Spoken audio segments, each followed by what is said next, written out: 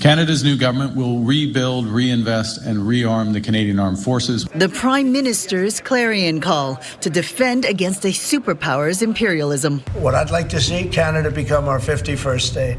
We give them protection, military protection. Donald Trump turned his threats into a trade war, pushing Mark Carney to turn the military into an economic shield. I'm announcing today that Canada will achieve NATO's 2% of GDP target this year, half a decade ahead of schedule. Canada just delivered a message that Washington did not expect to hear so soon, and certainly not so clearly. Prime Minister Mark Carney has launched the most significant military reinvestment in modern Canadian history, an overhaul driven not by distant threats from Russia or China, but by something far closer, rising sovereignty tensions with the United States under Donald Trump's second-term trade war. This is the moment few imagined possible. Canada is rearming to protect its economic future from its closest ally, and Trump can no longer pretend the old imbalance still holds. Standing in Ottawa, Carney declared that Canada will meet NATO's 2% defense spending benchmark this year, a target long criticized as out of reach. What makes this extraordinary is that Canada is hitting the goal 5 years ahead of schedule. Carney's budget injects more than $82 billion into defense over the next 5 years, rebuilding a force stretched thin by decades of underinvestment. The plan includes hiring and training more soldiers, improving pay for those serving abroad or in the Arctic, modernizing Canada's surveillance and patrol capabilities, and making Arctic sovereignty a national priority. But the real shift lies in how Canada intends to spend this money. For decades, 3/4 of Canadian defense procurement flowed straight into the United States. Now, Carney is ending that era. He announced that Canada will no longer be sending 75 cents of every procurement dollar south, signaling a redirection of contracts toward Canadian companies and toward reliable partners in Europe and Asia. That transition is already visible. Germany and Norway are competing with South Korea to build Canada's next submarine fleet, a contract worth more than $100 billion when counting manufacturing and half a century of maintenance. Sweden has launched its own charm offensive, offering to build Gripen fighter jets directly in Canada, and Ottawa is openly reconsidering whether it will buy more American F-35s after Trump's tariffs raised costs and reduced the industrial benefits promised to Canadians. In other words, Canada is not just rebuilding its military, it is redesigning its entire strategic posture. Carney's move is not a symbolic upgrade. It is a strategic correction to the economic reality that Trump created. When the United States began slapping aggressive tariffs on Canadian steel, aluminum, autos, and even clean tech components, Ottawa realized something fundamental. If Washington can weaponize trade, then Canada must strengthen the tools that protect its economy. Carney is reframing national defense as an economic shield, a way to ensure Canada cannot be coerced through tariffs, trade disruptions, or political unpredictability. This recalibration arrives at a moment when Trump's tariffs are tearing North America's supply chain from the inside out. His promise to renationalize production in the U.S. is colliding with industrial reality. In Michigan, the CEO of Alpha USA, a mid-size auto parts supplier, now warns his business faces an existential threat because the components they need, many sourced from Taiwan and other Asian markets, have become too expensive under Trump's tariff regime. They cannot switch to U.S. components because those alternatives do not exist. This single story captures the wider truth. The auto supply chain is too integrated to be rebuilt by political force. For decades, Canadian, American, Mexican, and Asian producers have operated as one ecosystem. When tariffs hit one link, the shock ripples across the entire system. Trump may score political points by forcing Stellantis to preserve a shift in Michigan, but long-term investment decisions across the continent are being frozen. Small suppliers are struggling, corporate planning is on pause, and North America's once predictable manufacturing base is drifting into uncertainty. Carney understands that markets hate chaos. His brand is stability, rules that do not change overnight, frameworks that investors can trust, and economic leadership that does not rely on bluster or punishment. His military reinvestment is an extension of that idea. A sovereign Canada, with its own industrial base and its own defense infrastructure, is a Canada that cannot be bullied by tariff diplomacy. This shift matters even more in the Arctic, where climate change is opening new maritime routes and accelerating competition from Russia and China. For decades, Canada's Arctic defenses lagged behind its ambitions. Now, Carney is pouring resources into northern patrols, surveillance systems, and the submarine fleet needed to guarantee that Canada, not the US, not Russia, not China, controls the waters surrounding its northern frontier. And it is here that one of the most overlooked factors emerges, the economic value of the Arctic itself. As sea lanes open and resource potential grows, the region becomes a future trade corridor connecting Europe and Asia. By boosting Arctic defense, Canada isn't only projecting sovereignty, it is protecting future export routes and mineral access that could redefine the nation's economic map. This adds a layer of urgency Washington cannot ignore, because a more capable Canada in the Arctic limits America's freedom to maneuver in a region it once assumed would default to U.S. oversight. And this is where the political symbolism becomes impossible for Trump to ignore. Earlier this year, Trump joked that Canada could be America's 51st state. It was meant to be lighthearted, but Canadians did not laugh. The remark landed in the middle of a tariff war. It reminded Ottawa that sovereignty is not something Canada can take for granted, and it strengthened Carney's case that national defense, economic independence, and Arctic control must be treated as one integrated project. This transformation also reflects a new geopolitical reality. Canada is diversifying away from the United States. Carney wants to double non-U.S. exports within a decade, deepen industrial ties with Europe and Asia, and reduce Canada's exposure to Washington's political volatility.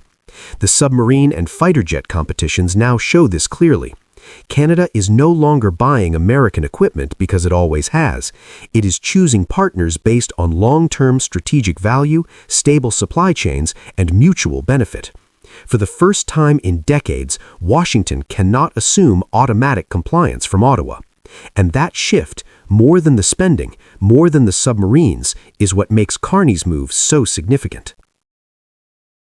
Carney's defense reinvestment is more than a budget line. It marks a turning point in the Canada-U.S. relationship.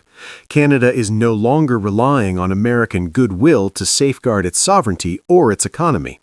Instead, it is building a strategic foundation that protects Canadian interests even when Washington chooses confrontation over cooperation. As Trump intensifies tariffs, disrupts supply chains, and injects political volatility into the North American marketplace, Canada is quietly constructing a shield, economic, industrial, and military, that ensures it cannot be pushed around. And so the real question now is this: if Canada is no longer dependent on the United States, how will Washington adapt to a North America where Ottawa is not the junior partner, but a sovereign power ready to defend its interests with confidence and with force? Today, the Prime Minister has announced the conclusion of negotiations for Canada's participation in SAFE, unlocking billions of dollars of defence opportunities for our Canadian businesses. The Prime Minister was right. It was part of his fundamental plan for the future in reaction to the changes south of the border, in reaction to the new normal that we're facing as an economy. So I think right now we are very well placed to see quick action on Buy Canadian. Canada just made one of the most decisive geopolitical moves of the decade. For the first time in history, the European Union has opened its flagship defense procurement program to a non-EU country, not the United States, not the United Kingdom, not Japan or South Korea. It is Canada. This isn't symbolic. This isn't a handshake agreement that gathers dust. This is access to a European defense ecosystem that could channel more than 150 billion euros into weapons, technology, manufacturing, and shared military capability over the next decade, according to reporting from Reuters and AP News. Canada is now inside the tent. The U.S. is not, and that changes the balance of influence across the Atlantic permanently. Canada is the only country outside of the European Union to be asked to join the European Union. So it's a very unique opportunity for us. So the opportunities for Canada are enormous. It will catalyze massive private investment in Canada. The deal was announced on December 1st after months of fast-track negotiations between Ottawa and Brussels. Canada has formally secured participation in SAFE, short for the Security Action for Europe program, a major EU initiative designed to rebuild defense production capacity, strengthen supply chains, and modernize European forces as global threats intensify. In the press briefing, Canadian officials explained that the agreement gives Canadian companies full access to Europe's next generation of procurement competitions. That means everything from ammunition and artillery systems to drones, missile components, advanced infantry weapons, and high-tech electronics. It also means new opportunities to attract European investment into Canadian factories and research centers. SAFE is structured in a way that rewards reliable partners, and Canada has now been recognized as one. What makes this breakthrough even more striking is the comparison. The United Kingdom, a G7 economy and a long-standing European defense heavyweight, failed to finalize its own negotiations with Brussels after both sides hit a wall over access fees. Canada, meanwhile, cleared that barrier entirely. Behind the scenes, this moment is the result of Prime Minister Mark Carney's broader strategy over the past year, a strategy that treats diversification not as a talking point, but as a national imperative. With U.S. tariffs hitting Canadian industries and U.S. politics becoming more uncertain, Ottawa made the choice early: build new alliances, reduce dependence on America, and step into global partnerships that value stability and long-term cooperation. SAFE is now the clearest proof of that shift. For decades, Canada's defense sector has been tied directly to the United States. The majority of exports moved through American pipelines, and procurement decisions in Washington directly affected Canadian jobs. But as Trump's second term reshaped U.S. trade policy into a mix of tariffs, political pressure, and threats, even against allies, Canada faced a new reality. American reliability could no longer be taken for granted. SAFE changes that dynamic entirely. By joining Europe's defense market, Canada now has a second anchor, one that is predictable, rules-based, and deeply invested in strengthening long-term partnerships. Canadian officials even acknowledge this openly, saying the agreement was part of the Prime Minister's plan to respond to changes south of the border and adapt to a new normal in the global economy. In diplomatic language, this is as close as it gets to saying, "We're not waiting for the U.S. to get its act together." In a political climate where global alliances are being renegotiated, the fact that Europe said yes to Canada and no to the UK is tremendously symbolic. It shows that Canada's reputation for political stability and predictable policy is not just a diplomatic talking point, it's a geopolitical asset. And the EU is willing to reward countries that bring credibility and reliability to the table. This gives Canada a competitive advantage the U.S. simply doesn't have right now. America's relationships with its allies have been strained under Trump's tariffs and isolationist rhetoric. Europe is now diversifying away from U.S. military dominance, and it is choosing partners based on trust. In this environment, Canada's calm, steady political posture becomes its greatest strength. What makes SAFE especially significant is not just the size of the fund, but who's excluded from it. Despite being NATO's largest military power, the U.S. is not part of the program, partly because its political environment has become unpredictable, and partly because the EU is determined to reduce its dependence on American defense systems. For Canada, being inside a program that the U.S. cannot access is a unique strategic advantage. It positions Canadian firms to compete for major European contracts without American giants overshadowing them. It also strengthens Canada's ability to negotiate with Washington because it no longer relies solely on U.S. markets to sustain its defense industry. This is how countries build real sovereignty, not through speeches, but through industrial capacity and diversified alliances. This European rearmament effort is estimated to channel more than 150 billion euros into the defense economy over the coming decade. SAFE is the primary gateway for accessing those spending streams. Canada, by joining now, positions itself to shape procurement rules, build long-term industrial partnerships, and establish itself as a critical supplier at a time when European defense manufacturing is under immense pressure. This comes at a perfect moment.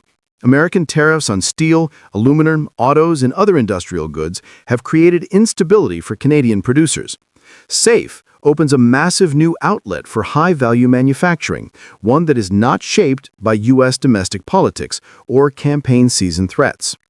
Canada is no longer reacting to U.S. behavior. Canada is designing its own future. SAFE is not an isolated achievement. Throughout 2025, Canada has been constructing a new defense and industrial ecosystem that stretches across continents. The defense partnership with South Korea, the surge in Canadian funding for the European Space Agency, the opening of Indo-Pacific military cooperation, and the ongoing review of American F-35 commitments all show the same pattern. Canada wants options, and for the first time in modern history, Canada actually has them. SAFE is the crown jewel in this new architecture, the moment Canada proves it can operate far beyond America's shadow. Canada's entry into SAFE marks a turning point. It signals to Europe that Canada is a trustworthy partner. It signals to the United States that Canada is no longer economically or strategically dependent on Washington's mood swings. And it signals to Canadians that the country is ready to carve out its own place in the world, assertive, confident, and aligned with allies who value stability. The next question is simple. Will the United States adjust to a Canada that is no longer a junior partner? Or will Washington realize too late that Canada has already moved on? Either way, one thing is clear. Canada isn't waiting anymore. Canada is leading. Canada has just taken the strongest step yet in the North American auto showdown, and this time there is no misreading the message. Ottawa has officially withdrawn from key U.S. auto cooperation agreements, a move that flips decades of automatic alignment and places Canada firmly in control of its own industrial destiny. Washington expected frustration. What it did not expect was a clean, confident break. And tonight, the fallout is hitting the U.S. auto sector harder than any tariff ever could. The union warns Donald Trump wants nothing less than to surgically destroy Canada's auto sector. If we don't push back hard against him and against these companies, we're going to lose it all. The government had exempted both Stellantis and GM from a 25% retaliatory tariff Canada imposed in response to Trump's levies. But it came with conditions. This escalation did not arrive in a vacuum. Since early 2025, President Donald Trump's Revived America First agenda has reshaped the cross-border landscape with aggressive tariffs aimed at rewriting trade relationships. Auto imports from Canada were suddenly slapped with 25% duties, followed by public threats to raise them to 35% unless Ottawa fell back in line. These measures were marketed as a shield against China, yet the first and most damaging impact landed squarely on Canada, home to one of the most tightly integrated auto ecosystems on Earth. As Reuters and AP have repeatedly confirmed, companies reacted quickly. Stellantis pulled production out of Ontario and shifted it to Illinois, a corporate retreat that cost thousands of Canadian jobs and triggered immediate political outrage. GM began to scale down operations in Ingersoll as EV demand softened and U.S. policy grew more unpredictable. Meanwhile, the U.S. refused to offer clarity, stability, or even a pause to assess the consequences of its decisions. Prime Minister Mark Carney's government warned that Canada would not remain passive. Over the summer and fall, Ottawa reduced tariff-free import allowances for American automakers, launched dispute proceedings over Stellantis' withdrawal, and tied future privileges directly to domestic investment. But this week's announcement goes beyond tactical retaliation. Canada is stepping out of the old North American auto mindset entirely. Ottawa is suspending cooperative frameworks, freezing new sector agreements, and replacing the long-standing playbook with a fully Canadian industrial strategy built around security, independence, and reliability. For 3 decades, the auto sector moved like a single organism. A car assembled in Michigan might carry an engine cast in Ontario and electronic components built in Quebec. Borders mattered politically, but not economically. That system depended on trust, the kind of trust that survived disagreements, elections, and policy cycles. Trump's tariff regime shattered the principle beneath that trust. Canadian-made parts were no longer recognized as North American value. They were treated as foreign liabilities. Even U.S. analysts described it as economic friendly fire, a policy aimed at China that managed to hit Canada first. Once that line was crossed, Ottawa understood that maintaining the old arrangement meant accepting permanent vulnerability. Withdrawal became less a choice and more an act of national self-respect. This shift is not emotional. It is not reactionary. It is a meticulously planned repositioning of Canada's industrial footing. Carney's government is making it clear that cooperation must now be earned, not assumed. U.S. automakers will no longer receive special exemptions for simply showing up in Canada. Access to the Canadian market and Canadian labor must be matched by genuine investment, long-term commitments, and demonstrated stability. Instead of anchoring its future to an increasingly volatile U.S. policy environment, Canada is widening its field of partners. Carney's Asia-focused diplomacy, reinforced by new economic channels with South Korea, Japan, and even the unexpectedly productive APEC meeting with Xi Jinping, signals a shift toward diversification. Reliable partners are welcome. Unpredictable ones will not shape Canada's economy again.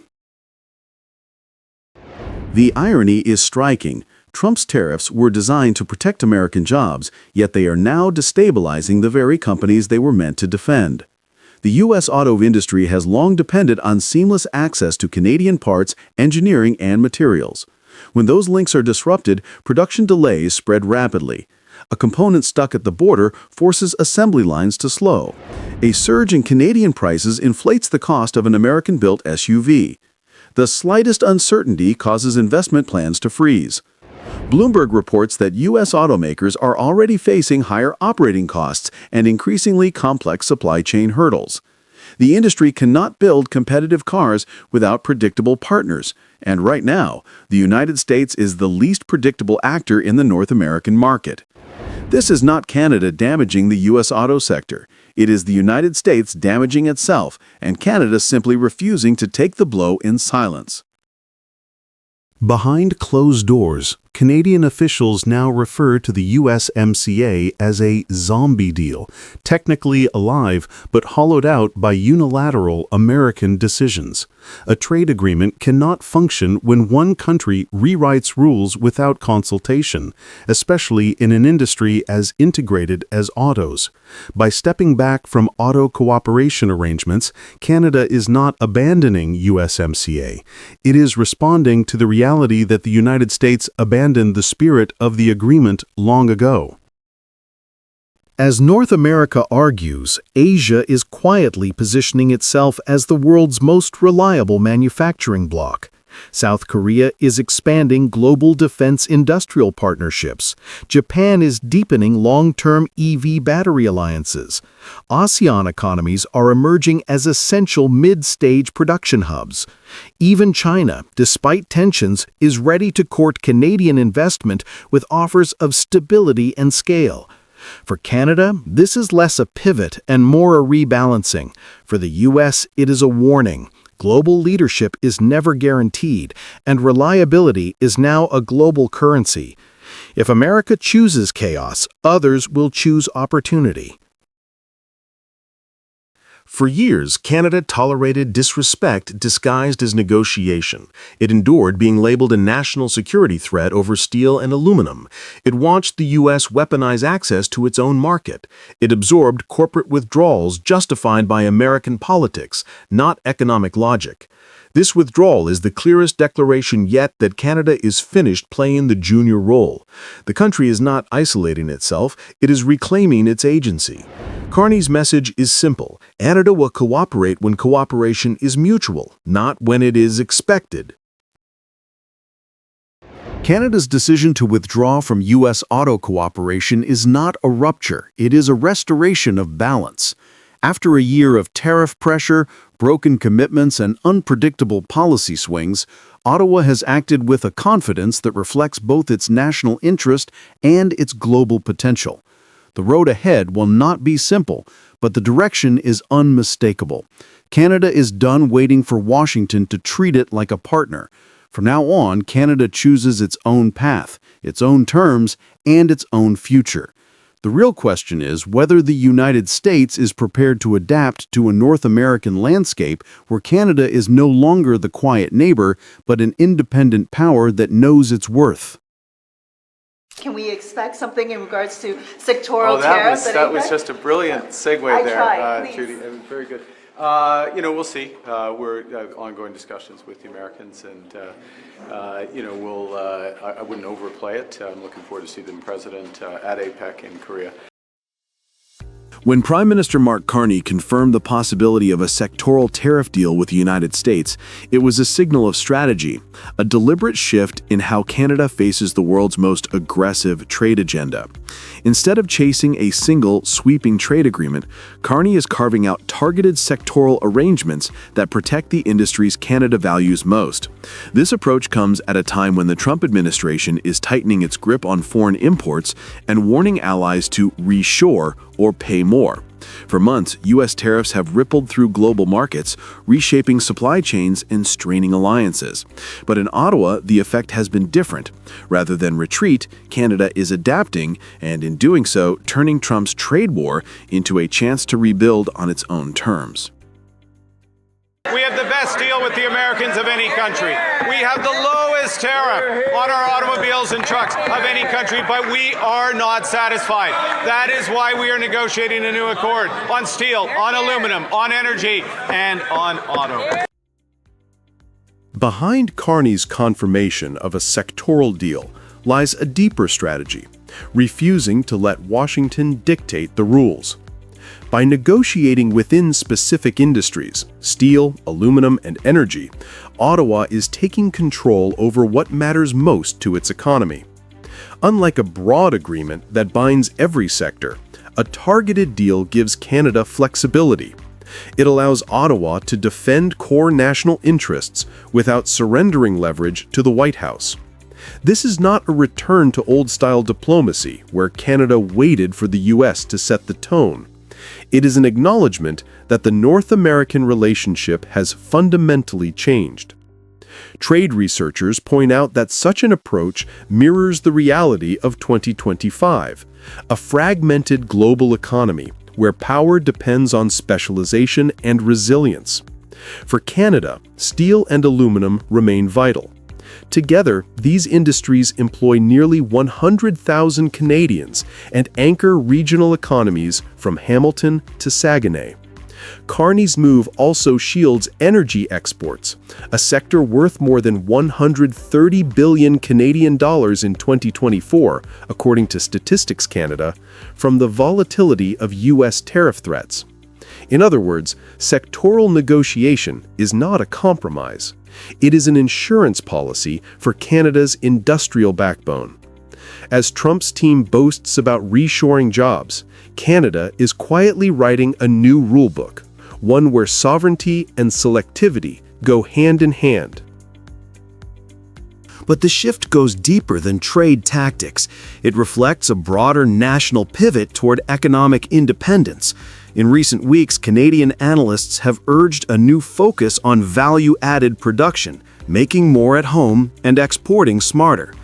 That message is taking hold in the wake of auto layoffs in Ontario, where factories in Brampton and Ingersoll have closed or downsized. The federal government has emphasized rebuilding manufacturing capacity through public-private cooperation.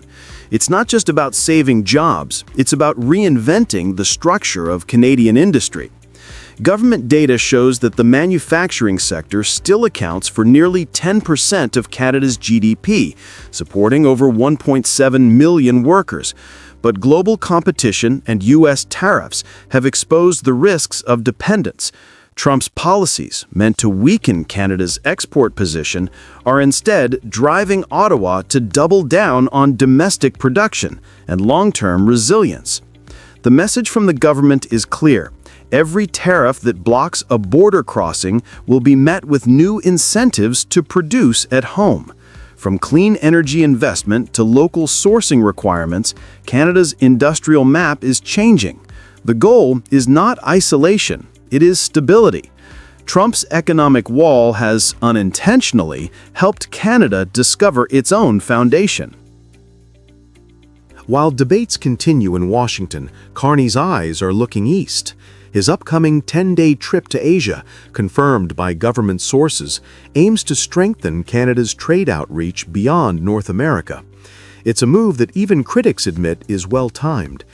Asia now represents one of the fastest-growing destinations for Canadian exports, led by markets like Japan, South Korea, Vietnam, and India. According to Global Affairs Canada, bilateral trade with the Indo-Pacific region surpassed 230 billion Canadian dollars in 2024, an increase of more than 15% from the previous year.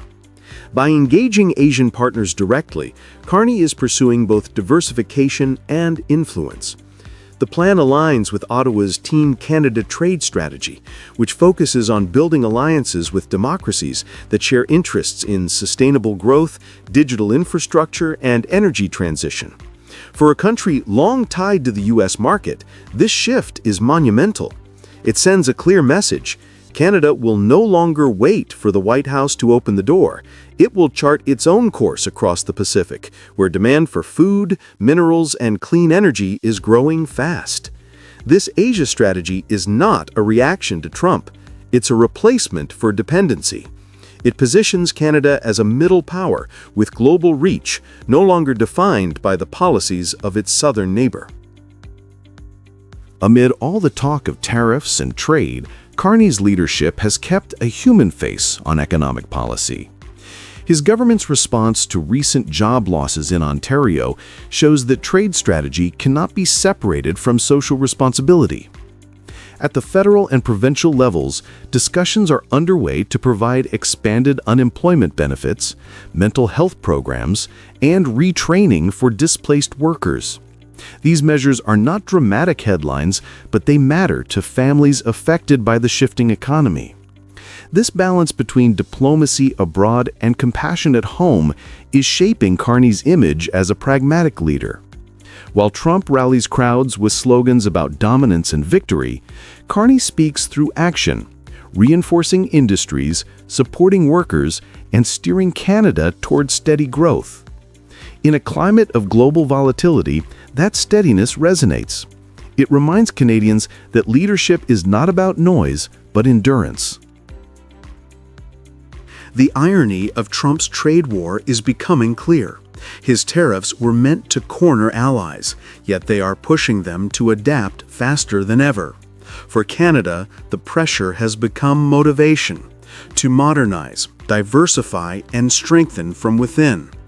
What began as an attempt to make Canada bend is turning into proof of resilience. The concept of a sectoral deal no longer sounds like surrender, but strategy. It reflects a country that refuses to be boxed in by another nation's politics. As global markets adjust to this new reality, one truth stands out. Trump's economic firewalls have failed to contain Canada. Instead, they have sparked a transformation that may outlast his entire trade agenda. While Washington builds barriers, Ottawa is building balance. And in that balance lies the quiet strength of a nation that has learned how to stand tall, even in the shadow of its most powerful neighbor.